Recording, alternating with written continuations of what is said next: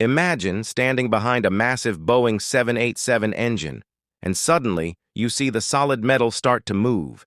It expands and contracts like a living, breathing organism. This isn't a scene from a sci-fi movie, it's the pinnacle of modern human engineering, the Variable Area Fan Nozzle, or VAFN. But the real question isn't, how does it move? It's, why do we need an engine that changes its shape mid-flight? For decades, engineers faced a massive dilemma. A jet engine needs completely contradictory specifications. During takeoff, the engine needs a wide exit area to reduce the deafening noise and vibrations that disturb cities near airports. But once the aircraft reaches 35,000 feet, that wide opening becomes an enemy of efficiency, causing massive fuel waste due to air pressure dispersion. This is where the VAFN steps in.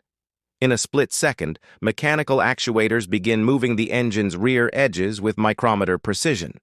Just like the iris of your eye adjusts to focus light, the engine nozzle narrows to focus and accelerate the airflow. The result? Massive thrust with the minimum amount of Jet A1 fuel.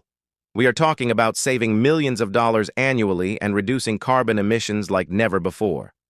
This technology is exactly what makes the Dreamliner one of the quietest and most efficient aircraft in the sky. Next time you see those sawtooth chevrons on an engine, remember that behind that beauty is complex AI-controlled mechanics balancing power, silence, and sustainability.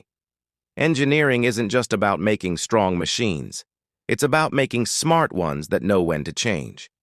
So, do you think the future will bring us planes that change their entire wing shape during flight?